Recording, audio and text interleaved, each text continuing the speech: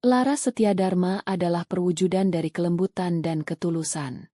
Sebagai seorang istri, ia mendedikasikan hidupnya untuk membahagiakan suaminya, Bima Prakoso. Sejak pernikahannya, Lara berusaha keras untuk menjadi menantu yang sempurna bagi Ibu Santi, ibu dari Bima. Ia tidak pernah setengah-setengah dalam menunjukkan baktinya, berharap cinta dan pengorbanannya dapat diterima sepenuhnya. Di balik kelembutannya, Lara adalah pewaris tunggal kekayaan orang tuanya, sebuah dana warisan sebesar 5 miliar rupiah yang tersimpan aman di rekening pribadinya. Uang itu bukan hanya angka, tetapi juga kenangan terakhir dari kedua orang tua yang telah tiada. Baginya, kekayaan itu adalah tanggung jawab, bukan kemewahan untuk dipamerkan. Bima Prakoso, suaminya, adalah seorang pria yang tumbuh di bawah bayang-bayang ibunya yang dominan. Ia mencintai Lara, namun cintanya seringkali goyah di hadapan keinginan dan keluhan ibunya. Bima memiliki karakter yang lemah, cenderung menghindari konflik, dan lebih memilih untuk menenangkan ibunya daripada membela istrinya.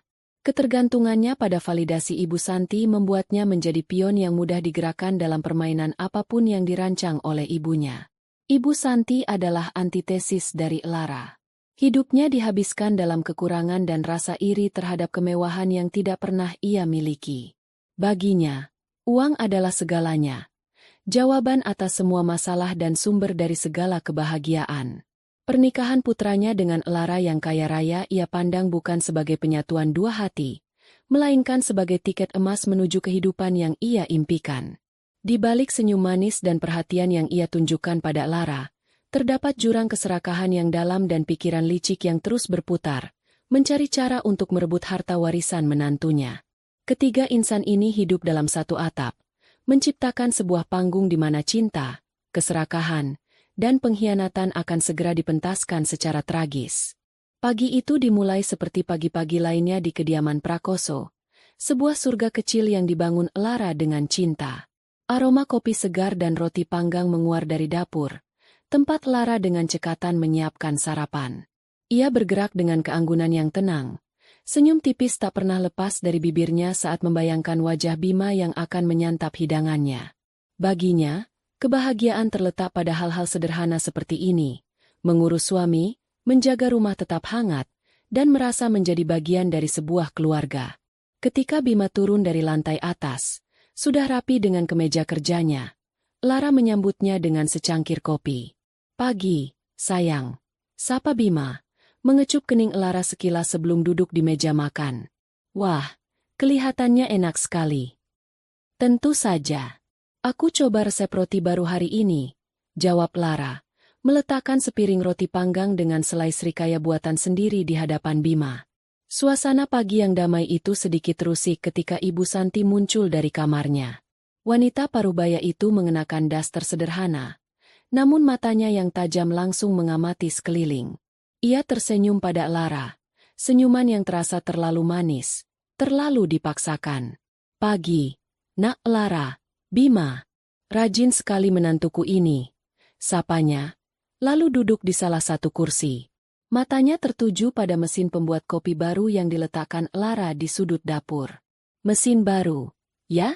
Kelihatannya canggih sekali. Pasti harganya mahal. Orang kaya memang beda. Ya, ibu dulu, mau minum kopi saja harus menumbuk bijinya sendiri sampai tangan pegal." Lara merasakan sengatan kecil di hatinya, namun ia segera menepisnya dengan senyuman. "Tidak terlalu mahal kok, Bu. Kebetulan sedang ada diskon. Biar Bima bisa minum kopi enak setiap pagi sebelum berangkat kerja." "Oh, tentu, tentu. Kamu memang istri yang baik," sahut Ibu Santi, namun nadanya menyiratkan sesuatu yang lain. Komentar-komentar semacam itu menjadi bagian dari rutinitas harian. Setiap kali Lara membeli sesuatu yang baru, atau ketika ia berbicara tentang rencana liburan, Ibu Santi akan selalu menyisipkan cerita tentang masa lalunya yang sulit, secara tidak langsung membandingkan dan menciptakan jurang antara dirinya yang miskin dan Lara yang beruntung. Lara mencoba untuk tidak memasukkannya ke dalam hati. Ia menganggapnya sebagai cara mertuanya mengekspresikan diri. Ia bahkan berusaha lebih keras untuk menyenangkan hati Ibu Santi, membelikannya hadiah, mengajaknya ke salon, berharap bisa mengisi kekosongan di hati wanita itu. Namun usahanya sia-sia. Perubahan yang sesungguhnya dimulai sekitar sebulan kemudian. Ibu Santi tiba-tiba menunjukkan perhatian yang sangat intens pada kesehatan Lara. Suatu pagi, setelah Bima berangkat kerja, Ibu Santi menghampiri Lara yang sedang membaca di teras belakang. Ia membawa segelas cairan berwarna coklat pekat yang beraroma rempah menyengat. "Nak Lara, ini ibu buatkan jamu khusus," katanya dengan wajah penuh perhatian. "Resep dari nenek buyut ibu. Ini bagus sekali untuk menjaga kesehatan rahim, biar subur dan cepat kasih ibu cucu. Kamu kan sering kelihatan pucat akhir-akhir ini." Lara menatap gelas itu dengan ragu. "Terima kasih banyak, Bu. Tapi saya tidak biasa minum jamu." Wajah Ibu Santi langsung berubah muram. "Oh, begitu. Ya sudah kalau tidak mau. Ibu kan hanya berniat baik. Ibu susah payah membuatnya dari subuh tadi, menumbuk semua bahannya sendiri. Tapi kalau Nak Lara tidak suka, buang saja tidak apa-apa." Wanita itu berbalik. Bahunya tampak terkulai sedih. Lara merasa tidak enak hati. Ia tidak ingin menyakiti perasaan mertuanya. Bukan begitu, Bu. Boleh saya coba?" katanya cepat. Ibu Santi segera berbalik lagi. Senyumnya kembali merekah. "Nah, begitu dong. Ayo diminum selagi hangat." Dengan terpaksa, Lara menenggak cairan itu. Rasanya luar biasa pahit, dengan sisa rasa seperti tanah basah yang tertinggal di tenggorokannya. Ia harus menahan diri untuk tidak tersedak. "Terima kasih, Bu," ujarnya dengan suara serak. Sejak hari itu, ritual jamu menjadi kewajiban. Setiap pagi, Ibu Santi akan siap dengan segelas jamu. Jika Lara mencoba menolak, Ibu Santi akan memasang wajah sedihnya, dan jika Bima ada di sana, ia akan membujuk Lara. "Sudah, diminum saja, sayang. Ibu kan perhatian sama kamu. Hargai usahanya," kata Bima suatu kali, membuat Lara tidak punya pilihan lain. Tidak lama kemudian, kesehatan Lara benar-benar menurun. Bukan hanya pucat, ia mulai merasakan kelelahan kronis yang tidak bisa hilang meskipun ia tidur 9 jam setiap malam. Kepalanya sering pusing, terutama setelah meminum jamu di pagi hari. Perutnya sering terasa kembung dan melilit. Ia menjadi lebih kurus, dan lingkaran hitam di bawah matanya semakin jelas. Embok Tini, asisten rumah tangga mereka, beberapa kali berkomentar dengan cemas. "Non Lara kok kelihatannya makin lesu? Sakit, Non?" Lara membawa keluhannya ke dokter. Setelah serangkaian tes darah standar, dokter tidak menemukan sesuatu yang aneh. "Anda hanya kelelahan, Bu Lara. Mungkin sedikit stres. Saya akan berikan beberapa vitamin dan suplemen penambah darah. Coba perbanyak istirahat dan makan makanan bergizi," kata dokter itu. Diagnosis itu membuat Ibu Santi semakin merasa benar. "Tuh, kan," kata ibu juga, "apa? Kamu itu kurang gizi dan kecapean. Makanya, jangan pernah lewatkan jamu dari ibu. Ini obat paling manjur," katanya dengan nada penuh kemenangan. Kondisi Lara terus memburuk. Ia mulai kehilangan nafsu makan. Setiap suap makanan terasa hambar, kecuali masakan spesial dari Ibu Santi yang selalu memiliki rasa rempah yang kuat, yang Lara duga untuk menutupi rasa aneh lainnya. Suatu hari, saat sedang menuruni tangga, pandangannya tiba-tiba kabur dan kepalanya terasa berputar hebat. Ia terhuyung dan hampir terjatuh jika tidak berpegangan pada pegangan tangga. Tubuhnya dingin berkeringat. Ia merasa ada sesuatu yang sangat salah, sesuatu yang tidak bisa dijelaskan oleh sekadar kelelahan. Malam itu, rasa sakit di perutnya menjadi tak tertahankan. Ia terbangun dari tidurnya, merasa mual yang hebat. Ia berlari ke kamar mandi, membungkuk di atas toilet dan memuntahkan semua isi perutnya. Rasa asam dan pahit membakar tenggorokannya. Ketika ia selesai dan hendak menyiram toilet, matanya menangkap sesuatu yang membuatnya membeku. Di antara cairan muntahannya, ada bercak-bercak merah. Napasnya tercekat di tenggorokan. Jantungnya berdebar begitu kencang hingga terasa sakit. Ini bukan lagi firasat buruk. Ini adalah teror. Tubuhnya sendiri sedang memberinya sinyal bahaya yang tidak bisa ia abaikan lagi. Sesuatu atau seseorang sedang merusaknya dari dalam, perlahan tapi pasti. Dan kecurigaan tergelapnya mulai terbentuk, menunjuk ke satu arah. Pada senyum manis dan segelas jamu pahit dari ibu mertuanya.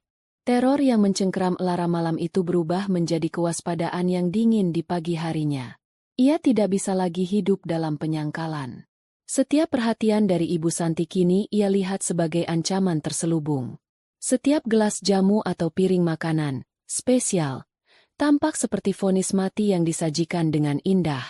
Ia harus mencari tahu kebenarannya. Tetapi ia juga tahu ia tidak bisa melakukannya secara terang-terangan. Ia sendirian dalam pertarungan ini. Suaminya telah terbukti buta oleh kepatuhannya pada sang ibu.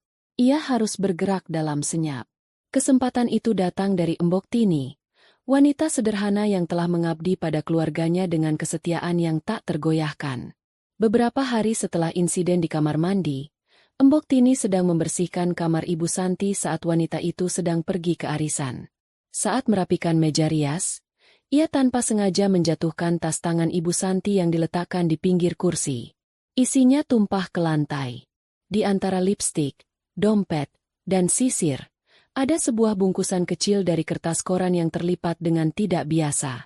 Didorong oleh firasat yang kuat, yang berakar dari kekhawatirannya pada kondisi Lara, Embok Tini memungut bungkusan itu. Tangannya yang keriput membukanya dengan hati-hati. Di dalamnya ada bubuk putih yang sangat halus, hampir seperti tepung, tetapi tidak berbau. Seketika, ia teringat suatu pagi ketika ia melihat dari celah pintu dapur. Ibu Santi dengan gerakan cepat memasukkan sejumput bubuk serupa ke dalam blender berisi bahan-bahan jamu untuk Lara. Saat itu ia pikir itu hanya semacam obat tradisional. Tetapi sekarang, melihat kondisi Lara yang semakin parah, firasat buruknya menguat. Dengan jantung berdebar kencang, Embok Tini tidak membuang waktu. Ia menggenggam bungkusan itu dan segera menuju kamar Lara. Ia mengetuk pintu dengan pelan. Lara, yang sedang berbaring lemah di tempat tidur, menyuruhnya masuk. "Maafkan kelancangan saya, Non," bisik Embok Tini, suaranya gemetar. Ia mengulurkan bungkusan kertas itu. "Tadi saya tidak sengaja menemukannya di tas ibu." Embok curiga. "Non, curiga sekali." Lara duduk tegak. Matanya terpaku pada bubuk putih di tangannya. Dunia di sekelilingnya seakan berhenti berputar. Semua kepingan teka-teki yang selama ini berputar-putar di kepalanya kini menyatu, membentuk sebuah gambar yang mengerikan dan tak terbantahkan. Pusing, mual, lemas, sakit perut, darah. Semuanya menunjuk pada bubuk putih misterius ini. Ini adalah senjatanya. Tangan Lara gemetar, bukan karena lemah, tetapi karena amarah yang mulai membara di bawah permukaan ketakutannya. "Terima kasih, Embok. Terima kasih banyak," kata Lara. Suaranya nyaris tak terdengar. "Tolong, jangan katakan pada siapapun tentang ini. Anggap saja Embok tidak pernah melihatnya." "Tentu, Non. Saya akan tutup mulut. Keselamatan Non Lara yang paling utama," jawab Embok Tini dengan tegas sebelum pamit undur diri. Ditinggal sendirian, Lara menatap bubuk itu untuk waktu yang lama. Pikirannya berlari kencang, merumuskan sebuah rencana. Ia tidak bisa lagi tinggal diam. Ia butuh bukti. Malam itu, ia menunggu hingga Bima tertidur lelap. Dengan sangat hati-hati, ia turun dari tempat tidur dan mengunci pintu kamar dari dalam. Ia menelepon Rina, sahabatnya sejak SMA yang kini bekerja sebagai kepala analis di sebuah laboratorium klinik swasta yang ternama. "Halo, Rin? Maaf mengganggumu malam-malam," bisik Lara ke telepon. Kamu kenapa? Suaramu aneh," jawab Rina di seberang sana, terdengar khawatir. Lara tidak bisa menahannya lagi.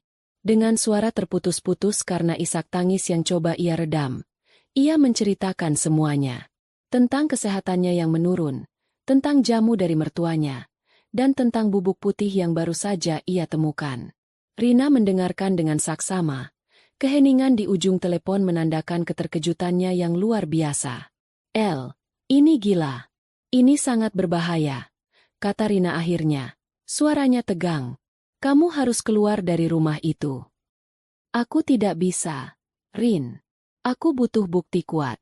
Aku mohon, bantu aku. Pinta Lara. Bisakah kamu mengetes bubuk ini? Dan juga darahku? Aku harus tahu apa yang dia masukkan ke dalam tubuhku. Tentu saja. Tentu saja aku akan bantu. Jawab Rina tanpa ragu. Dengarkan aku. Besok, kita harus bertemu. Kita harus melakukannya dengan sangat hati-hati. Pura-pura saja kamu mau pergi ke suatu tempat. Aku akan atur semuanya di lab. Aku akan proses sampelmu dengan kode anonim. Tidak akan ada yang tahu ini milikmu. Keesokan harinya, Lara mengatakan pada Bima bahwa ia ingin membeli beberapa novel baru untuk mengisi waktu. Bima, yang senang melihat Lara menunjukkan sedikit minat pada sesuatu, langsung setuju untuk mengantarnya. Di sebuah toko buku besar di pusat perbelanjaan, Lara berpura-pura ke toilet, lalu menyelinap keluar melalui pintu darurat di mana mobil Rina sudah menunggu. Waktu mereka hanya beberapa menit.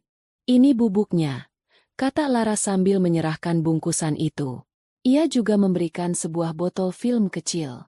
Di dalamnya ada kapas dengan sampel darahku.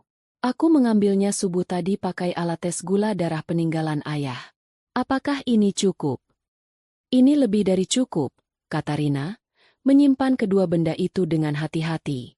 Wajahnya tampak serius. Sekarang kamu kembali ke dalam. Tetaplah bersandiwara. Jangan makan atau minum apapun yang mencurigakan. Jika terpaksa, buang diam-diam. Hubungi aku jika ada apa-apa. Aku akan memberimu kabar secepatnya. Hari-hari setelah pertemuan itu adalah penyiksaan mental bagi Lara. Ia hidup dalam kewaspadaan tingkat tinggi. Setiap senyum dan kata-kata manis dari Ibu Santi terasa seperti ancaman. Ia menjadi aktris yang ulung, berpura-pura meminum jamunya lalu membuangnya ke kloset saat tidak ada yang melihat. Ia mengaduk-aduk makanannya, menyisakan banyak dengan alasan mual. Di saat yang sama, ia mengamati. Ia melihat kilatan tidak sabar di mata mertuanya. Ia mendengar Bima melaporkan kondisinya yang semakin parah kepada ibunya. Dan ia melihat senyum tipis penuh kepuasan di wajah wanita tua itu. Tepat 3 hari kemudian, teleponnya bergetar. Nama Rina muncul di layar. Jantung Lara seakan berhenti berdetak. Mereka bertemu lagi di tempat parkir bawah tanah pusat perbelanjaan yang lain. Rina tidak perlu berkata apa-apa. Wajahnya sudah menjelaskan semuanya. Ia menyerahkan sebuah amplop coklat tebal kepada Lara. Duduk sendirian di dalam mobilnya. Tangan Lara gemetar hebat saat membuka amplop itu. Ia mengeluarkan beberapa lembar kertas hasil uji laboratorium. Matanya berlari melewati angka-angka dan istilah-istilah kimia yang rumit, hingga ia menemukan halaman kesimpulan. Sampel A. Bubuk putih teridentifikasi positif sebagai arsenik trioksida dengan kemurnian 98%. Sampel B. Darah ditemukan adanya konsentrasi arsenik, AS, pada level 350 gl, jauh di atas ambang batas normal, 10 gl, dan berada pada level toksik yang signifikan. Dunia Lara runtuh. Setiap kata dalam laporan itu adalah paku yang menancap di peti mati kepercayaannya. Arsenik, racun pembunuh yang bekerja lambat, menyiksa korbannya dari dalam, membuatnya tampak seperti kematian akibat penyakit. Pengkhianatan itu begitu nyata, begitu kejam, begitu tak termaafkan. Air mata yang seharusnya tumpah terasa membeku. Rasa sakit hati yang luar biasa itu tidak membuatnya hancur. Sebaliknya, rasa sakit itu bermetamorfosis, mengkristal di dalam hatinya menjadi sesuatu yang baru. Sesuatu yang dingin, keras, dan tajam seperti pecahan kaca. Itu adalah kebencian murni. Di dalam mobil yang sunyi itu, Lara yang lemah lembut dan pemaaf telah mati. Yang lahir dari abunya adalah seorang wanita yang tidak akan lagi menangis. Seorang wanita yang akan menuntut balas dengan cara yang paling menyakitkan. Permainan Ibu Santi telah berakhir, dan permainan Lara baru saja akan dimulai. Duduk di dalam mobil yang terasa pengap di parkiran bawah tanah, Lara tidak lagi menangis. Kertas laporan laboratorium di tangannya terasa lebih berat daripada bongkahan timah. Itu bukan hanya selembar kertas. Itu adalah deklarasi perang. Pengkhianatan itu begitu monumental, begitu mutlak, sehingga tidak menyisakan ruang untuk kesedihan. Yang ada hanyalah kejernihan yang menusuk dan dingin. Ibu Santi tidak hanya menginginkan uangnya. Ia menginginkan nyawanya, dan ia melakukannya dengan senyuman, hari demi hari. Hukuman penjara tidak akan cukup. Penjara adalah hukuman dari sistem. Lara menginginkan hukuman yang bersifat pribadi, sebuah pembalasan yang dirancang khusus untuk jiwa serakah mertuanya. Ia menarik napas dalam-dalam, menstabilkan tangannya yang gemetar, lalu menelepon Rina kembali. Suaranya, ketika ia berbicara, terdengar asing bahkan untuk dirinya sendiri. Datar, tanpa emosi, dan penuh dengan tujuan yang mengerikan. "Rin, aku sudah memutuskannya," kata Lara. "El, kamu baik-baik saja? Apa yang akan kamu lakukan?" "Kita harus lapor polisi sekarang juga," jawab Rina dengan cemas. "Tidak," potong Lara dengan tegas. "Polisi akan memberinya pengacara, persidangan, dan mungkin beberapa tahun di penjara yang nyaman. Itu bukan keadilan. Itu birokrasi. Aku punya rencana lain. Rencana yang akan memberinya pelajaran yang tidak akan pernah ia lupakan seumur hidupnya. Tapi aku butuh bantuanmu. Bantuan yang sangat besar." Ada keheningan sejenak di seberang sana. Rina bisa merasakan perubahan dalam diri sahabatnya. Ini bukan lagi suara korban yang ketakutan. "Apapun itu, El, aku ikut denganmu. Katakan apa yang harus kulakukan. Aku akan memberinya apa yang ia inginkan," jelas Lara. "Aku akan mati. Kondisiku akan memburuk secara drastis, hingga aku kritis dan akhirnya meninggal. Aku butuh kau untuk mengatur semuanya. Aku butuh tempat yang aman untuk bersembunyi, memulihkan diri, dan merencanakan langkah selanjutnya. Tempat di mana tidak ada seorang pun, terutama Bima dan ibunya, yang bisa menemukanku." Rina terdiam, mencerna keberanian dan kekejaman rencana itu. Pamanku punya sebuah klinik kesehatan swasta di daerah Cisarua. Lebih seperti panti ureda mewah daripada rumah sakit. Tempatnya sangat terpencil dan privat. Ia punya satu paviliun yang jarang dipakai. Aku bisa bicara padanya. Ia berutang banyak pada almarhum ayahmu. Ia pasti mau membantu." "Sempurna," jawab Lara. "Sekarang, bagian selanjutnya. Aku akan memicu insidennya malam ini. Aku akan pingsan, kolaps. Aku butuh kau untuk menjadi orang yang menyelamatkanku dan membawaku ke klinik pamanmu.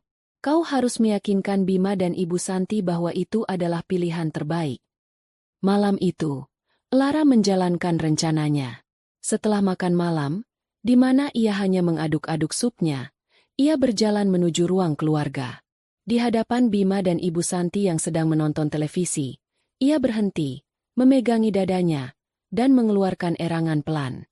Matanya berputar ke belakang, dan ia membiarkan tubuhnya ambruk ke lantai dengan suara gedebuk yang keras. Aktingnya sempurna, didukung oleh kondisi fisiknya yang memang lemah. Kepanikan seketika meledak. Bima melompat dari sofa, berteriak memanggil nama Lara. Ibu Santi, meskipun terkejut, kilatan di matanya menunjukkan kepuasan sesaat sebelum ia berhasil menyamarkannya dengan ekspresi cemas. Saat Bima sedang panik, tidak tahu harus berbuat apa, ponselnya berdering. "Itu Rina." Lara telah memberinya isyarat melalui pesan singkat beberapa menit sebelumnya. "Bima, aku kebetulan sedang di dekat rumahmu. Mau mengantar barang titipan Lara. Tapi kenapa aku dengar suara panik?" tanya Rina di telepon, memainkan perannya. "Rina, tolong! Lara pingsan. Dia tidak sadarkan diri," teriak Bima. Beberapa menit kemudian, Rina sudah berada di rumah mereka. Ia memeriksa nadi Lara dan menatap Bima dengan wajah serius. "Jangan panggil ambulans biasa. Akan lama. Kondisinya parah. Kita harus segera membawanya ke fasilitas yang tepat. Aku tahu sebuah klinik swasta yang bagus di puncak. Peralatannya lengkap dan dokternya kenalanku. Cepat, bantu aku membawanya ke mobil." Dalam kebingungan dan kepanikan, Bima dan Ibu Santi setuju tanpa berpikir panjang.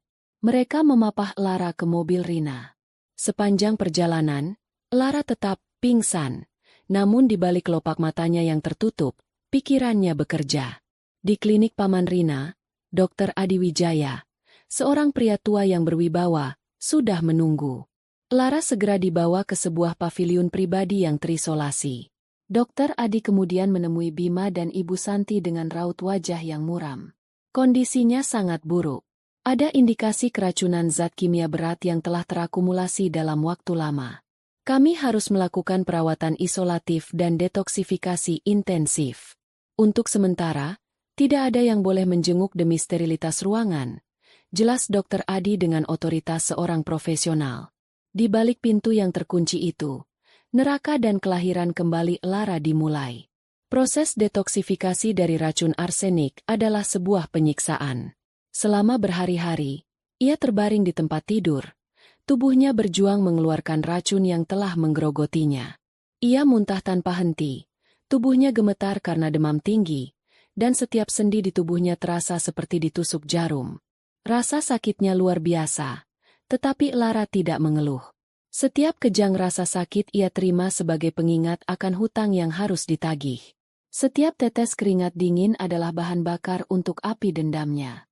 Dr. Adi dan Rina merawatnya dengan sabar, memberinya infus, nutrisi, dan obat-obatan untuk membantu tubuhnya berperang. Saat tubuhnya perlahan-lahan bersih dari racun fisik, pikirannya mulai mengasah racunnya sendiri.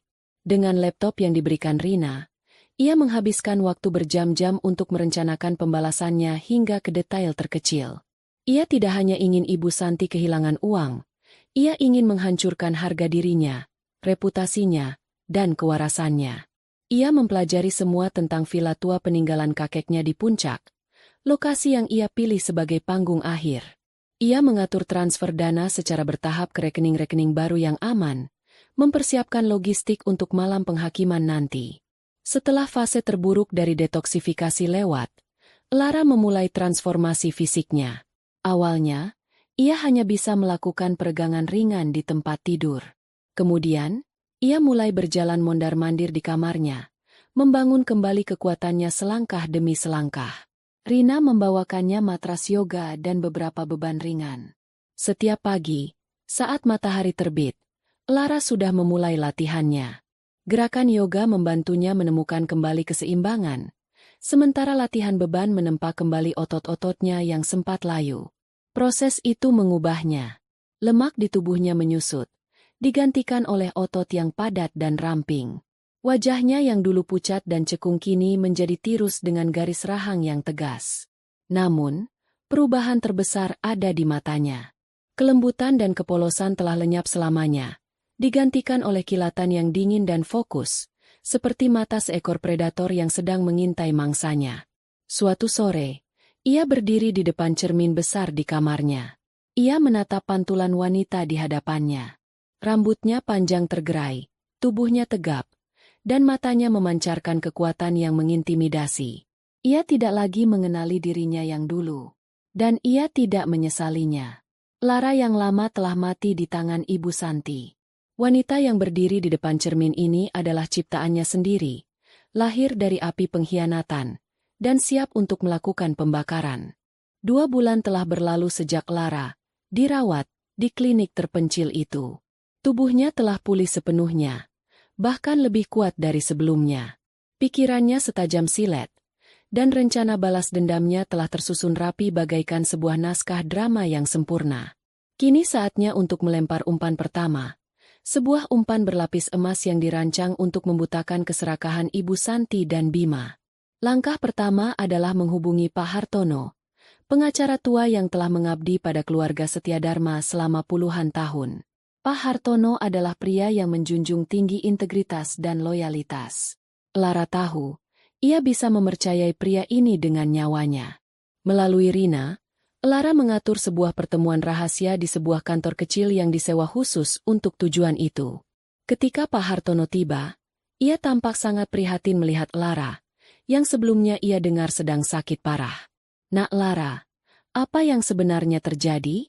Saya sangat khawatir mendengar kondisi kesehatanmu." Tanpa basa-basi, Lara meletakkan salinan laporan laboratorium dari Rina di atas meja. Tolong Bapak baca ini. Pak Hartono memakai kacamatanya dan membaca dokumen itu dengan saksama. Alisnya berkerut. Semakin jauh ia membaca, semakin pucat wajahnya. Ketika ia selesai, ia meletakkan kertas itu di meja. Tangannya sedikit gemetar. Ia melepas kacamatanya dan menatap Lara dengan tatapan ngeri sekaligus marah. Arsenik? Jadi mereka? Ya, Pak. Ibu mertua saya telah meracuni saya secara perlahan. Dan suami saya, entah ia terlibat atau hanya terlalu bodoh untuk menyadarinya, telah membiarkannya terjadi. Mereka menginginkan warisan ayah. Jelas Lara. Suaranya tetap tenang dan dingin. Kemarahan yang benar berkobar di mata Pak Hartono. Kemarahan seorang pria tua yang melihat putri dari sahabat baiknya nyaris dibunuh oleh lintah darat serakah. Kurang ajar. Ini tidak bisa dibiarkan. Kita harus segera melapor ke polisi. Nak. Tidak, Pak Hartono, sahut Lara. Saya tidak mau mereka hanya berakhir di penjara. Saya mau mereka hancur. Saya mau mereka merasakan harapan setinggi langit sebelum saya sendiri yang menjatuhkannya ke dasar neraka.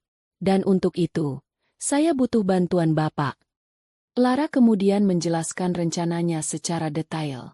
Tentang surat wasiat palsu, tentang syarat pencairan dana, dan tentang upacara peringatan 40 hari kematian di Villa Puncak.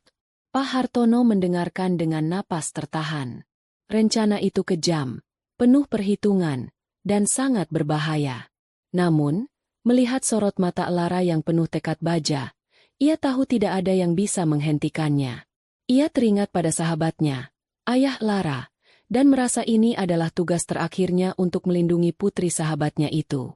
Baiklah, Nak, saya akan lakukan apapun yang kamu minta. Anggap saja ini cara saya membalas kebaikan almarhum ayahmu. Beberapa hari kemudian, surat resmi dari kantor hukum Hartono Rekan tiba di kontrakan Bima dan Ibu Santi, memanggil mereka untuk sebuah pertemuan penting. Keduanya datang dengan mengenakan pakaian terbaik mereka, namun memasang wajah sedih yang telah mereka latih. Mereka duduk dengan gelisah di hadapan Pak Hartono, di dalam ruang kantornya yang megah dan berpanel kayu, yang membuat mereka merasa kecil. Selamat siang, Tuan Bima, Ibu Santi. Sapa Pak Hartono dengan nada formal dan muram. Saya memanggil kalian ke sini untuk menyampaikan sebuah berita duka. Dengan sangat menyesal, saya harus memberitahukan bahwa kondisi Nak Lara telah memburuk secara signifikan. Dokter sudah angkat tangan. Ibu Santi langsung memasang wajah kaget dan mulai terisak pelan, menyeka mata yang tidak basah dengan ujung bajunya. Bima menunduk dalam-dalam, bahunya berguncang seolah sedang menahan tangis. Pertunjukan mereka nyaris sempurna. Dalam beberapa saat kesadarannya yang terakhir, lanjut Pak Hartono, Nak Lara bersikeras untuk membuat surat wasiat baru. Ia ingin memastikan semua urusannya selesai. Ia membuka sebuah map kulit berwarna hitam dengan gerakan lambat.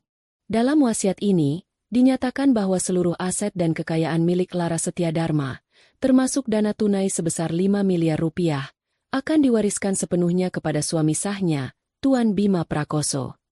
Dunia seakan berhenti bagi Ibu Santi. Napasnya tercekat. 5 miliar. Angka itu berdengung di kepalanya seperti paduan suara surgawi. Ia harus mengerahkan seluruh kekuatannya untuk tidak melompat kegirangan. Bima mengangkat wajahnya. Matanya membelalak. Ia menatap ibunya, dan melihat kilatan kemenangan yang sama di mata wanita itu. Namun, kata Pak Hartono, jeda sesaatnya terasa seperti 1 jam. Ada satu klausul penting. Sebuah permintaan terakhir. Mengingat almarhumah meninggal dalam usia muda dan setelah menderita sakit yang lama, ia berpesan agar diadakan upacara tahlilan dan doa bersama pada peringatan 40 hari kematiannya. Ini untuk memastikan arwahnya tenang. Tentu saja, Pak, kami akan melakukannya. Sahut Ibu Santi dengan cepat, terlalu bersemangat.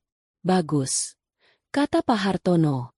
Karena dalam wasiat ini juga tertulis bahwa seluruh proses administrasi dan pencairan dana warisan baru dapat diproses dan dilaksanakan 1 hari setelah upacara peringatan 40 hari itu selesai dilaksanakan.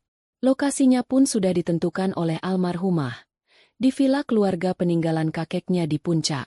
Beliau ingin didoakan di tempat yang penuh kenangan masa kecilnya. Dalam perjalanan pulang, topeng kesedihan mereka luruh seketika. Ibu Santi tertawa terbahak-bahak di dalam mobil, tawa yang keras dan serak. Akhirnya, Bima, uang itu jadi milik kita. Ibu tahu perempuan sakit-sakitan itu tidak akan tahan lama. Bima, yang tadinya masih sedikit syok, kini ikut tersenyum lebar. 5 miliar, Bu. Kita bisa melakukan apa saja. Tentu saja. Kita beli rumah baru di Pondok Indah. Mobil Eropa. Ibu mau kalung berlian yang paling besar di toko. Kita tidak perlu lagi hidup seperti ini. Cerocos Ibu Santi. Matanya berbinar-binar liar. Mereka menghabiskan sisa perjalanan dengan meracau tentang kemewahan yang akan mereka beli. Membagi-bagi harta yang belum ada di tangan mereka. Tepat seminggu kemudian, telepon yang mereka tunggu-tunggu akhirnya datang. Rina, dengan suara yang dibuat serak karena tangis, mengabarkan bahwa Lara telah mengembuskan napas terakhirnya subuh tadi. Setelah menutup telepon, Ibu Santi tidak membuang waktu. Ia menatap kalender di dinding. Bagus. Sekarang hitung mundur 40 hari dimulai. Siapkan dirimu, Bima. Setelah itu, hidup kita yang sebenarnya baru akan dimulai. Mereka tidak menyadari bahwa hitungan mundur itu bukanlah menuju gerbang surga kekayaan mereka, melainkan menuju gerbang neraka yang telah disiapkan Lara dengan sangat teliti. Umpan emas itu telah ditelan seluruhnya. 40 hari penantian terasa seperti selingan manis yang penuh mimpi bagi Ibu Santi dan Bima. Setiap hari mereka habiskan dengan menyusun rencana, menjelajahi brosur rumah mewah secara daring, dan berdebat tentang warna mobil sport yang akan mereka beli. Kesedihan atas kematian Lara tidak pernah ada. Yang ada hanya ketidaksabaran yang membara untuk segera mengklaim hadiah mereka. Pada hari ke-40, malam tiba dengan udara puncak yang dingin dan menusuk tulang. Bima menyetir mobil sewaan mereka, sebuah sedan hitam mengkilap yang mereka sewa khusus untuk memberi kesan terhormat, menaiki jalanan yang berkelok dan semakin sepi. Di sampingnya, Ibu Santi duduk dengan angkuh. Ia mengenakan gamis brokat berwarna marun dengan payet berkilauan dan kerudung yang serasi. Pakaian yang lebih cocok untuk pesta pernikahan daripada acara doa arwah. Riasan wajahnya tebal, mencoba menutupi usianya, namun gagal menyembunyikan kilatan keserakahan di matanya. Di kursi belakang, duduk seorang pria tua pendiam yang diperkenalkan Pak Hartono sebagai Abah Rahman, seorang pemuka agama yang akan memimpin doa. Pria itu hanya mengangguk ketika disapa dan tidak banyak bicara sepanjang perjalanan. Kehadirannya yang tenang justru terasa sedikit ganjil. Akhirnya, mereka tiba di tujuan. Villa itu berdiri di ujung jalan buntu. Tampak seperti raksasa yang tertidur dalam kegelapan. Dikelilingi oleh hutan pinus yang lebat, bangunan itu tampak megah dalam arsitekturnya yang bergaya kolonial, tetapi juga menyeramkan karena tidak terawat. Dindingnya yang dulu putih kini kusam dan berlumut, beberapa jendela papannya terlepas.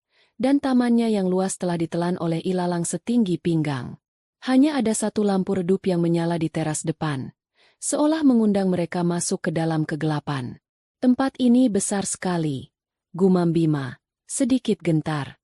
Tentu saja, keluarga Setiadharma itu kaya 7 turunan. Ayo, jangan buang waktu. Selesaikan doanya, besok kita akan jadi miliarder. Sahut Ibu Santi. Matanya berkeliling dengan takjub, sudah membayangkan dirinya sebagai nyonya besar di tempat itu. Abah Rahman turun lebih dulu. Ia membuka pintu utama yang terbuat dari kayu jati solid yang tampak sangat berat. Engselnya berderit protes. Suaranya memecah kesunyian malam. Silakan masuk, Tuan, Nyonya. Biar saya siapkan dulu perlengkapan doanya di dalam. Katanya dengan suara datar. Bima dan Ibu Santi melangkah masuk. Interior villa itu sama megahnya dengan eksteriornya. Sebuah tangga kayu melingkar mendominasi lobi utama, dan perabotan-perabotan besar ditutupi kain putih, membuatnya tampak seperti ruangan yang penuh dengan hantu. Udara di dalam terasa dingin dan berbau apek, bau ruangan yang sudah lama tidak dihuni. Begitu mereka berdua berada sepenuhnya di dalam, sebuah suara keras menggelegar di belakang mereka. Blam! Pintu jati yang berat itu membanting tertutup dengan kekuatan yang mustahil disebabkan oleh angin. Suara itu begitu keras hingga membuat lantai di bawah kaki mereka bergetar. Ibu Santi menjerit kecil. Jantungnya melompat ke tenggorokan. "Abah! Kenapa pintunya ditutup?" Tanya Bima dengan panik, berbalik dan mencoba membuka pintu itu. Tetapi gagangnya terasa macet, seolah dilas. Abah Rahman tidak menjawab. Pria itu hanya berjalan dengan tenang ke sudut ruangan yang gelap dan berdiri diam, menyatu dengan bayang-bayang. Tiba-tiba, serangkaian bunyi mekanis yang mengerikan terdengar dari segala arah. Klik, klak, klik. Itu adalah suara kunci-kunci tua yang diputar serempak. Tirai-tirai besi yang tersembunyi di balik jendela-jendela besar turun dengan cepat, menutup satu-satunya sumber cahaya dari luar. Mereka kini benar-benar terperangkap di dalam sangkar raksasa yang mewah. "Apa-apaan ini? Ini jebakan," pekik Ibu Santi. Kepanikannya memuncak. Seolah menjawab pekikannya, lampu kristal besar yang menggantung di langit-langit mulai berkedip-kedip dengan tidak menentu. Satu persatu bohlamnya padam, hingga akhirnya seluruh ruangan itu tenggelam dalam kegelapan total yang pekat dan absolut. Ibu Santi menjerit sejadi-jadinya, mencengkeram lengan Bima begitu erat hingga kukunya menancap. Bima sendiri hanya bisa berdiri kaku, napasnya terengah-engah, matanya melotot ke dalam kehampaan yang buta. Setelah beberapa detik yang terasa seperti selamanya, keheningan dipecahkan oleh satu suara dengung pelan. Sebuah lampu sorot tunggal, yang terpasang entah di mana, menyala dengan tajam. Cahayanya tidak menerangi seluruh ruangan, melainkan hanya terfokus pada satu titik, puncak tangga kayu yang megah. Di sana, di bawah sorotan cahaya yang dramatis, sesosok figur berdiri. Sosok itu ramping, mengenakan celana panjang hitam dan atasan hitam berlengan panjang yang sederhana. Rambutnya yang hitam legam tergerai lurus melewati bahunya. Wajahnya pucat pasi, namun tatapan matanya tajam dan menusuk, berkilat di bawah cahaya lampu. Ibu Santi dan Bima menyipitkan mata, mencoba mengenali siluet yang familiar namun mustahil itu. Kemudian, sosok itu mulai melangkah menuruni tangga. Satu persatu, langkahnya mantap, tenang, dan tanpa suara, seperti predator yang mendekati mangsanya. Dengan setiap langkah yang membawanya lebih dekat ke dalam cahaya, fitur wajahnya menjadi semakin jelas. Bima adalah yang pertama menyadarinya. Mulutnya terbuka, tetapi yang keluar hanyalah desisan udara.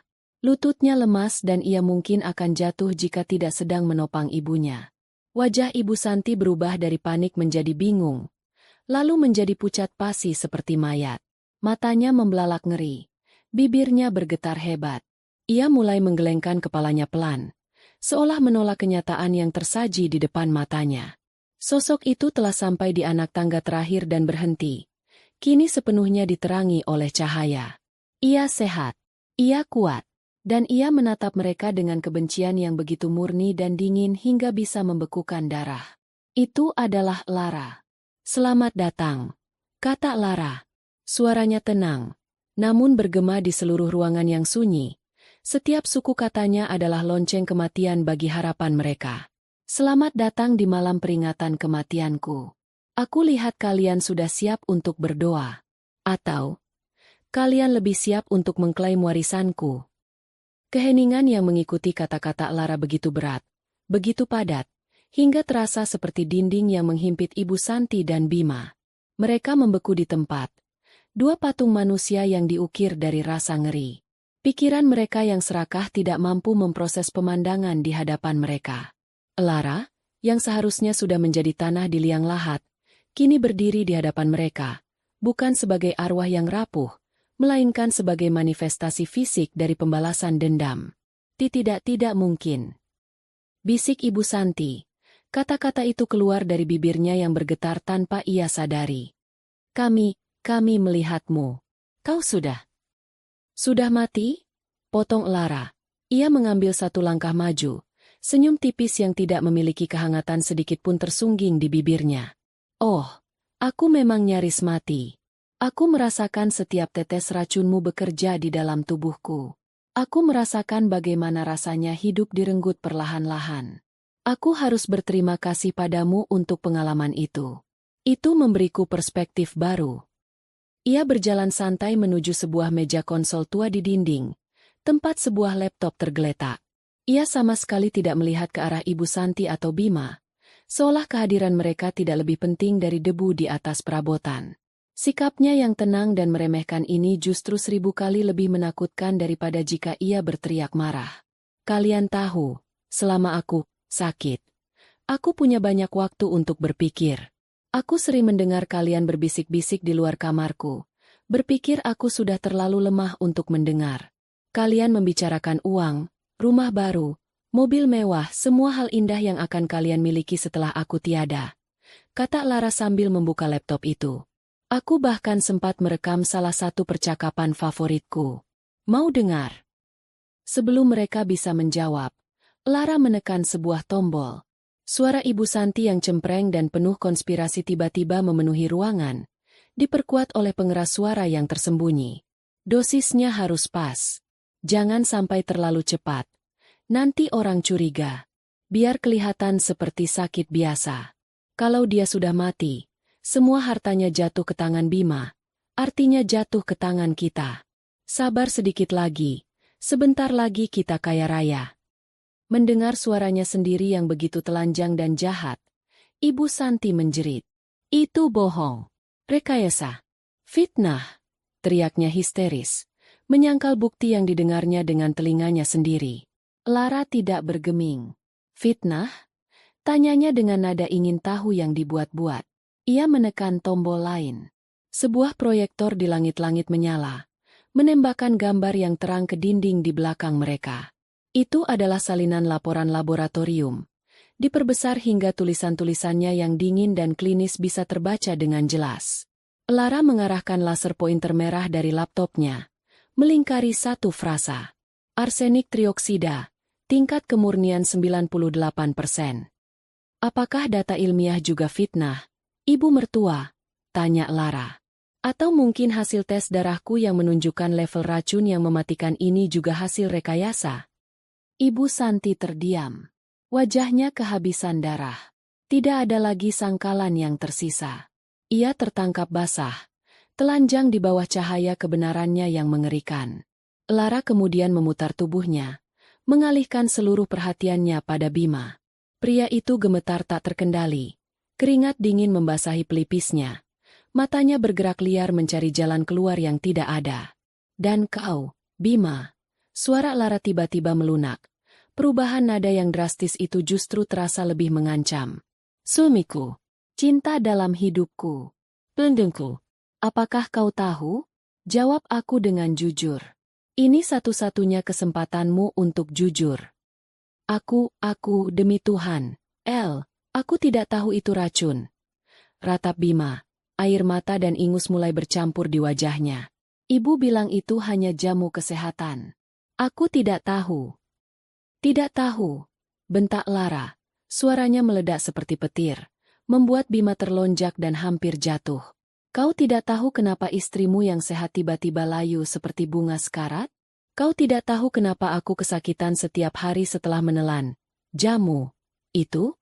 Kau tidak melihat tatapan serakah di mata ibumu setiap kali ia pikir aku tidak melihat? Kau bukan tidak tahu, Bima. Kau tidak peduli. Lara berjalan mendekat.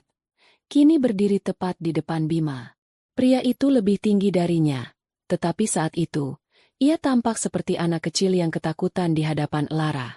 Aku akan memberimu pilihan yang tidak pernah kau berikan padaku. Pilihan untuk hidup.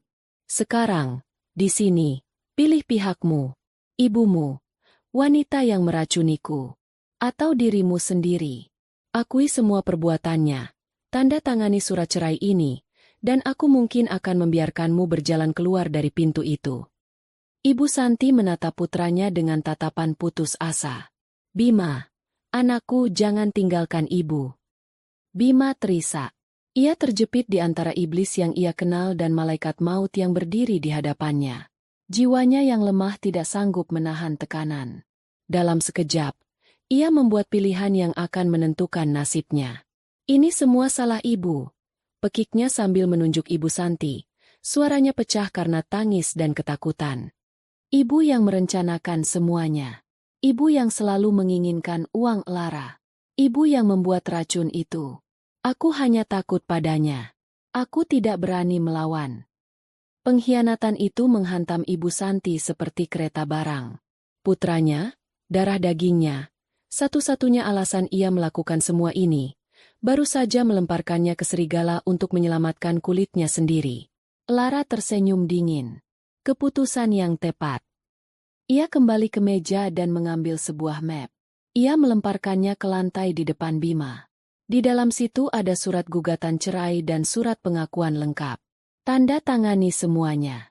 Sekarang, bagaikan anjing yang patuh, Bima berlutut dan merangkak, membuka map itu dan menandatangani setiap halaman dengan pulpen yang diberikan Lara. Tangannya gemetar hebat hingga tanda tangannya nyaris tak terbaca. Setelah selesai, Lara mengambil kembali dokumen itu. Lalu, ia mengambil sebuah dokumen lain dari atas meja. Surat wasiat palsu yang indah dengan pita emas. Ia menunjukkannya di depan wajah Ibu Santi yang kini kosong dan tanpa nyawa. Ini mimpi 5 miliarmu, bukan? Di depan mata Ibu Santi, Lara mulai merobek kertas itu. Bukan dengan cepat, tetapi dengan perlahan, lembar demi lembar. Suara kertas yang disobek adalah satu-satunya suara di ruangan itu. Setiap sobekan adalah simbol dari kehancuran total harapan Ibu Santi. Serpihan-serpihan mimpi itu berjatuhan di sekitar kaki Lara. Kau lihat, desis Lara. Semua yang kau inginkan kini menjadi sampah di bawah kakiku. Sama sepertimu. Ia menoleh ke arah Abah Rahman, yang sejak tadi berdiri diam seperti patung di sudut. Bawa pengkhianat ini pergi. Pria tua itu mengangguk. Ia berjalan ke arah Bima, mencengkeram lengannya dengan kekuatan yang mengejutkan untuk orang seusianya, dan membuka sebuah pintu samping yang tersembunyi. Bima diseret keluar tanpa perlawanan. Tangisnya yang menyedihkan perlahan menghilang saat pintu kembali ditutup dan dikunci. Sekarang, ruangan yang luas itu terasa sunyi senyap. Hanya ada mereka berdua. Lara, sang hakim, dan Ibu Santi, sang terdakwa yang telah ditinggalkan sendirian untuk menghadapi eksekusinya. Pintu samping tertutup dengan bunyi klik yang menggema, mengunci keheningan yang baru dan jauh lebih mengerikan di dalam ruangan. Bima telah pergi. Penyangga terakhir Ibu Santi, alasan dari semua kejahatannya, telah mengkhianatinya dan lari untuk menyelamatkan diri. Kini, yang tersisa hanyalah dia dan Lara, korban dan algojonya. Ibu Santi, yang tadinya masih memiliki sisa-sisa kesombongan, kini benar-benar hancur. Ia merosot ke lantai marmer yang dingin, tubuhnya yang gemuk berguncang hebat karena isak tangis yang tanpa suara. Ia tidak lagi berani menatap Lara. Ia hanya bisa menunduk, menatap serpihan-serpihan surat wasiat palsu yang berserakan di sekitarnya seperti abu dari mimpinya yang terbakar. Lara menatap wanita yang tersungkur di kakinya itu tanpa sedikit pun rasa kasihan. Amarah yang telah ia pendam selama berbulan-bulan kini telah mencapai titik didihnya. Namun di luar, ia tampak setenang danau di musim dingin. Ia berjalan perlahan mengitari Ibu Santi, seperti seekor singa betina yang menginspeksi mangsanya yang tak berdaya. Ampun! Bisik Ibu Santi, suaranya parau dan pecah. Tolong ampuni Ibu. Nak Lara. Lara berhenti tepat di depan wanita itu. Ia berjongkok, menyamakan tinggi mereka, memaksa Ibu Santi untuk merasakan kehadirannya yang mengancam. Ampun? Ulang Lara. Suaranya rendah dan berbahaya. Kata yang menarik. Coba katakan padaku, Ibu Mertua, kapan kau berpikir tentang ampun saat kau menumbuk racunmu setiap pagi? Apakah kau memohon ampun dalam hatimu saat kau melihatku kesakitan, memegangi perutku setelah meminum ramuanmu? Apakah ampun ada dalam benakmu saat kau dan putramu menghitung hari kematianku agar bisa berpesta dengan uangku? Setiap pertanyaan adalah sebuah tamparan verbal yang menghantam Ibu Santi, membuatnya semakin meringkuk ketakutan. Kau tidak hanya mencoba membunuhku, lanjut Lara. Matanya berkilat-kilat di bawah cahaya lampu sorot. Kau membunuh kepercayaanku. Kau membunuh cintaku pada suamiku. Kau membunuh semua kebaikan dan kepolosan di dalam diriku. Kau mengambil semuanya dariku. Hutang nyawa tidak bisa dibayar dengan permintaan maaf yang menyedihkan. Hutang nyawa harus dibayar dengan cara yang setimpal. Dengan sebuah gerakan yang cepat dan tanpa ampun, tangan Lara melesat maju, bukan untuk memukul, tetapi untuk menjambak segumpal besar rambut Ibu Santi yang disasak tinggi. Ia menariknya dengan kasar, memaksa kepala wanita tua itu untuk mendongak ke arahnya. Jeritan kesakitan yang melengking keluar dari mulut Ibu Santi, bercampur dengan isak tangisnya. Sakit? Tanya Lara dengan dingin. Ini belum seberapa. Ini hanya bunga dari rasa sakit yang kau tanam di tubuhku. Ia menyeret Ibu Santi yang meronta-ronta melintasi lantai yang licin, membawanya ke tengah ruangan yang kosong.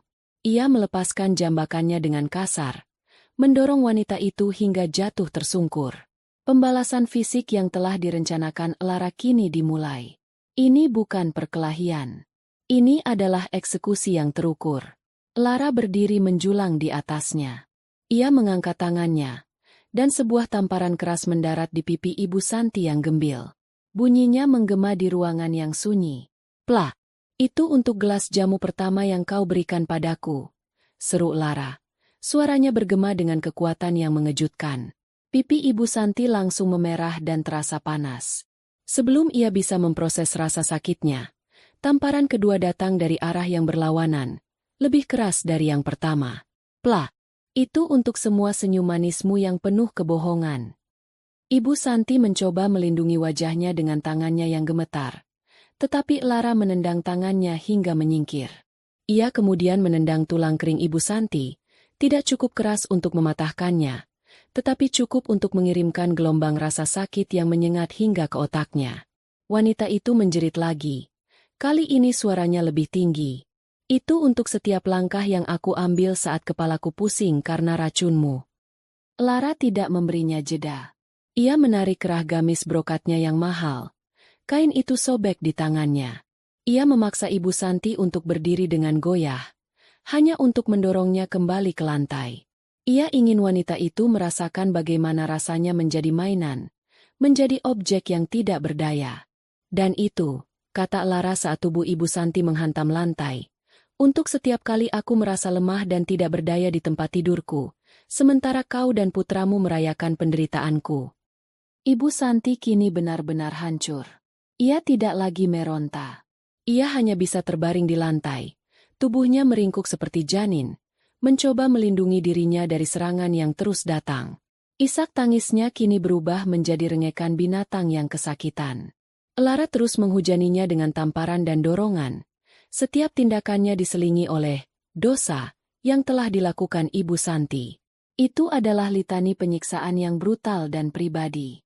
Setelah merasa cukup membuat tubuh wanita itu merasakan sakit, Lara beralih ke tahap terakhir, menanamkan teror abadi.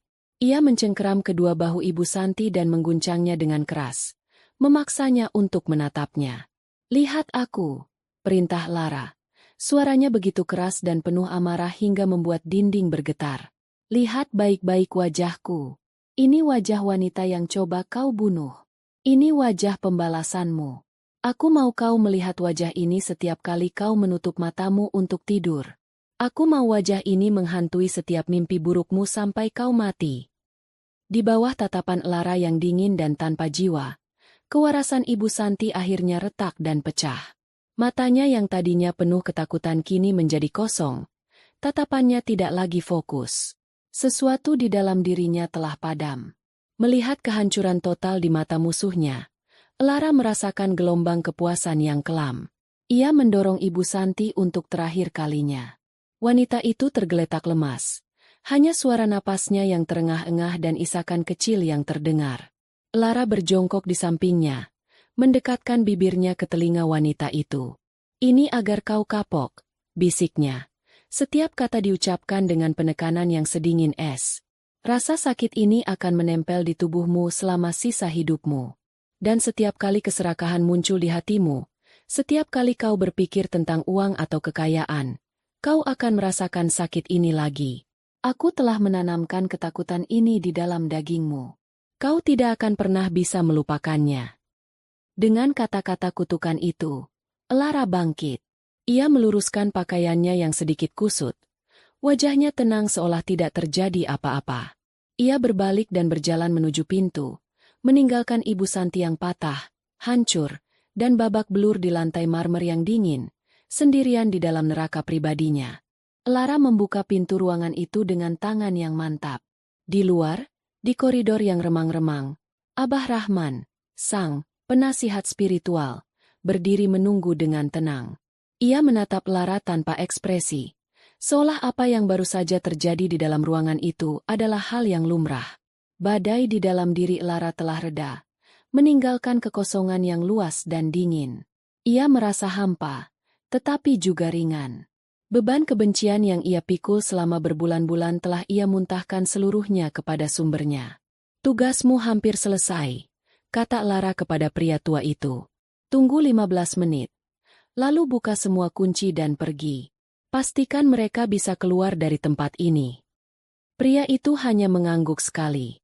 Lara tidak bertanya siapa dia atau mengapa ia mau membantu. Ia tidak peduli. Ia hanya tahu bahwa pria itu adalah alat dalam rencananya. Dan kini fungsinya hampir berakhir. Lara berjalan menyusuri koridor panjang. Langkah kakinya menggema, menuju pintu samping tempat Bima dikeluarkan. Di luar, udara malam yang dingin terasa seperti tamparan di wajah. Bima sedang duduk meringkuk di tanah di samping mobil sewaan mereka, menangis tanpa suara. Wajahnya pucat dan bengkak. Saat melihat Lara mendekat, ia tersentak dan mencoba merangkak mundur. Matanya dipenuhi teror mutlak. Lara berhenti beberapa langkah di depannya. Ia tidak membuang waktu untuk berbicara. Dari sakunya, ia mengeluarkan sebuah USB kecil berwarna hitam dan melemparkannya ke tanah di depan Bima. Benda kecil itu tampak mengancam di bawah cahaya bulan yang redup. "Dengar baik-baik, karena aku hanya akan mengatakannya sekali," kata Lara, suaranya datar dan tanpa emosi. "Di dalam benda kecil itu, ada segalanya. Salinan rekaman pengakuanmu, salinan rekaman telepon ibumu yang merencanakan pembunuhanku, dan beberapa video pilihan dari apa yang baru saja kuberikan pada ibumu di dalam sebagai pelajaran. Anggap saja itu polis asuransiku." Bima menatap USB itu seolah benda itu bisa meledak kapan saja. "Jika aku mendengar namaku disebut oleh mulutmu atau mulut ibumu," lanjut Lara, "jika kalian mencoba melapor pada siapapun, jika kalian bahkan mencoba menggangguku dari jauh, aku tidak akan ragu untuk mengunggah semua isinya ke internet. Aku akan mengirimkannya ke semua media berita. Aku akan memastikan seluruh Indonesia tahu bahwa Ibu Santi adalah seorang ibu serakah yang meracuni menantunya, dan Bima Prakoso adalah seorang pengecut yang membiarkannya terjadi demi uang. Reputasimu, nama keluargamu, sisa hidupmu, akan hancur dalam sekejap. Kau mengerti?" Bima hanya bisa mengangguk dengan panik, terlalu takut untuk berbicara. "Bagus," kata Lara. "Sekarang, tugas terakhirmu. Sebentar lagi semua pintu akan terbuka. Masuk ke dalam, angkat ibumu, dan bawa dia pergi dari sini. Mulai sekarang, dia adalah tanggung jawabmu sepenuhnya. Selamat menikmati sisa hidup kalian." Tanpa menunggu jawaban, Lara berbalik. Ia berjalan melewati mobil sewaan mereka, menuju mobil lain yang terparkir lebih jauh di dalam bayang-bayang pepohonan, mobil yang telah disiapkan Rina untuknya. Ia masuk, menyalakan mesin, dan melaju pergi menuruni bukit, meninggalkan villa dan semua kenangan busuk di dalamnya tanpa pernah menoleh ke belakang. Kenyataan yang menghantam Bima dan Ibu Santi setelah malam itu lebih kejam dari siksaan fisik manapun. Sesuai perintah Lara, Bima harus masuk kembali ke dalam villa yang mengerikan itu.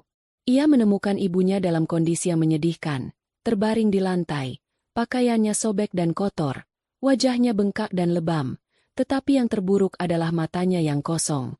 Ibu Santi tidak lagi berbicara. Ia hanya mengeluarkan rengekan-rengekan pelan dan gemetar setiap kali Bima mencoba menyentuhnya. Dengan sisa tenaganya, Bima memapah ibunya ke mobil. Perjalanan pulang mereka diselimuti keheningan yang mencekik. Beberapa hari kemudian, surat pengusiran dari pengacara Lara tiba. Mereka harus meninggalkan rumah yang selama ini mereka tinggali. Dengan uang yang tersisa, Bima hanya mampu menyewa sebuah kamar kontrakan petak di sebuah gang sempit yang becek dan berbau comberan. Ruangan itu pengap, dengan dinding yang lembab dan cat yang mengelupas. Ini adalah antitesis dari semua mimpi mewah mereka. Siksaan di dunia nyata telah dimulai. Ibu Santi tidak pernah kembali normal. Trauma malam itu telah merusak otaknya secara permanen. Ia menjadi paranoid, sering menjerit di tengah malam, menunjuk ke sudut-sudut gelap sambil berteriak-teriak tentang Lara yang datang untuk menyiksanya. Ia mengompol, menolak makan, dan terkadang hanya duduk di pojokan sambil bergumam tidak jelas selama berjam-jam. Wanita manipulatif dan serakah itu telah lenyap, digantikan oleh cangkang manusia yang kosong dan gila. Dan Bima, nasibnya mungkin yang terburuk. Ia terjebak. Ia tidak bisa meninggalkan ibunya. Tetapi merawatnya adalah neraka harian.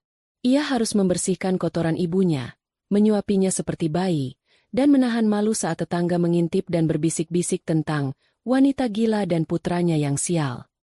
Ia harus bekerja serabutan sebagai kuli bangunan di siang hari, dan menjadi perawat bagi iblis ciptaannya di malam hari. Setiap hari, ia dihantui oleh 3 hal: wajah Lara yang penuh amarah, kondisi ibunya yang menyedihkan, dan bayangan 5 miliar rupiah yang pernah begitu dekat namun kini terasa lebih jauh dari bintang di langit. Ini adalah penjaranya. Sebuah penjara tanpa jeruji yang dibangun dari kemiskinan, rasa malu, dan penyesalan abadi. Api pembalasan dendam, begitu membara dan menghanguskan, pada akhirnya akan padam. Dan ketika padam, yang tersisa bukanlah kehangatan kemenangan, melainkan abu yang dingin dan kekosongan yang melumpuhkan. Inilah yang dirasakan Lara pada hari-hari dan minggu-minggu setelah malam penghakiman di villa itu. Adrenalin yang selama ini menopangnya telah surut, dan kini ia harus berhadapan dengan dirinya sendiri, seorang wanita yang telah menjadi korban sekaligus monster, seorang penyintas yang jiwanya penuh dengan luka dari racun arsenik dan racun kebencian.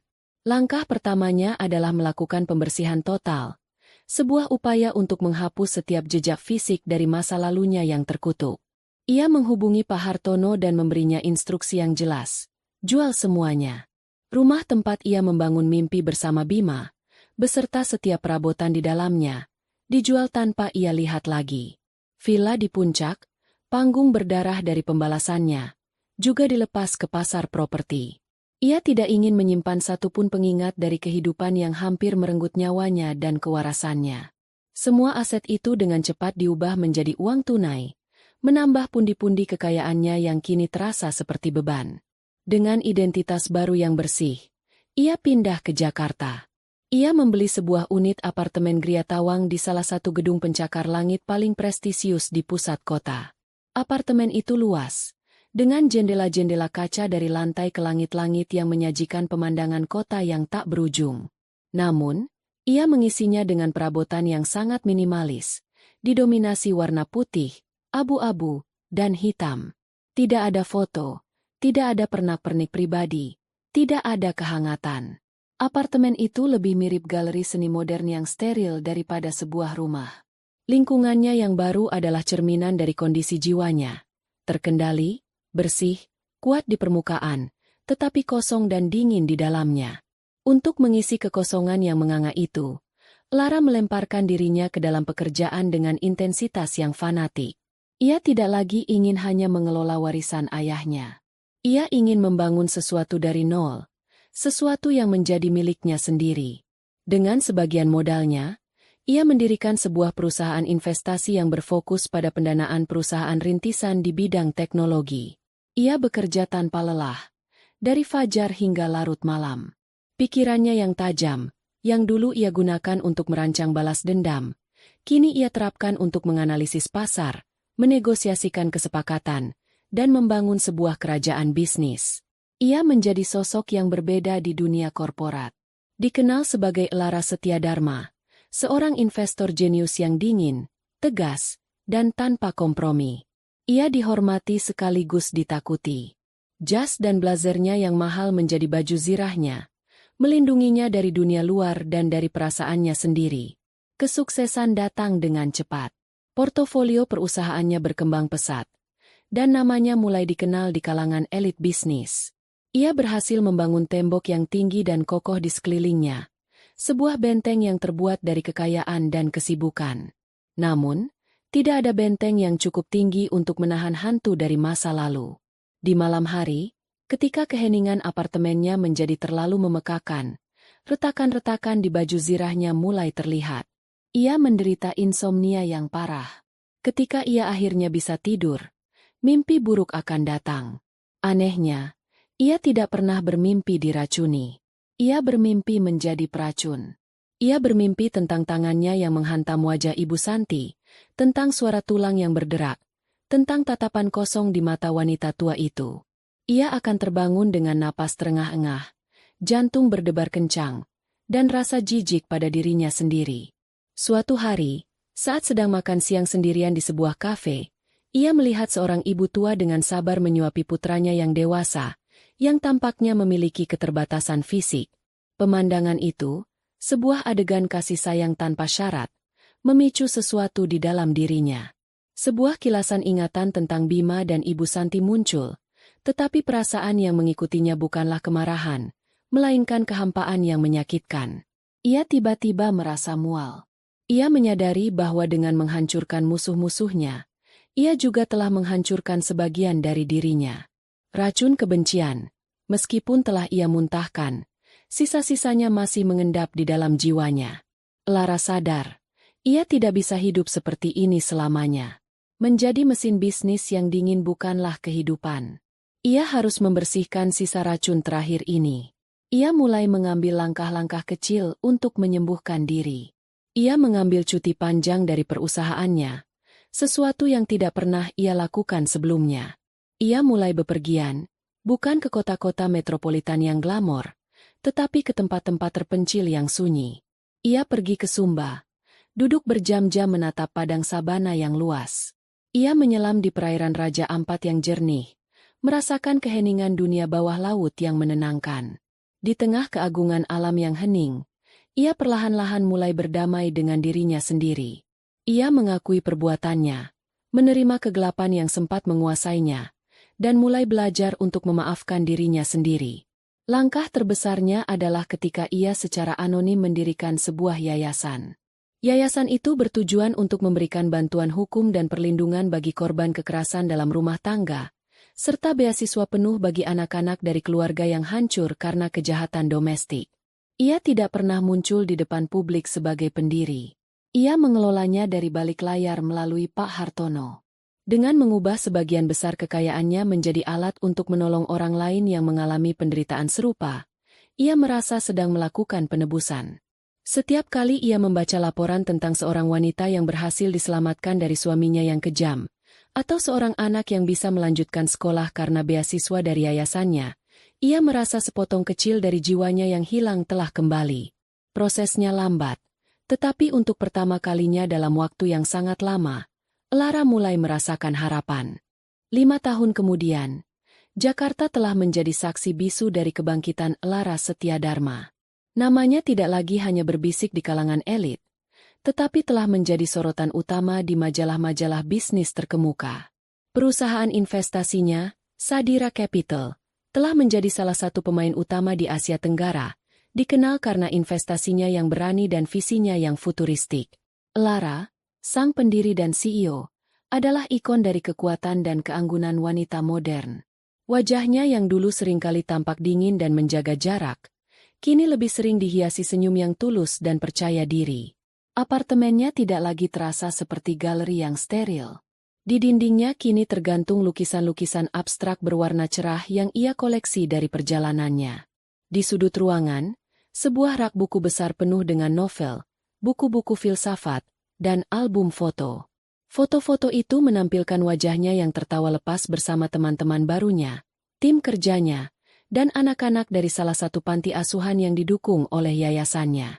Ia telah belajar untuk membuka hatinya kembali, untuk percaya, dan untuk membiarkan kehangatan masuk ke dalam hidupnya. Baju zirah yang dulu ia kenakan telah ia tanggalkan, digantikan oleh kepercayaan diri yang datang dari penerimaan diri sepenuhnya. Suatu sore yang sibuk, saat sedang meninjau laporan kuartalan di kantornya yang menghadap ke Cakrawala Kota, asistennya masuk. "Bu Lara, Maaf mengganggu. Ada tautan berita kecil yang mungkin menarik perhatian ibu. Ini tentang program rehabilitasi sosial di daerah pinggiran. Biasanya Lara akan mengabaikannya.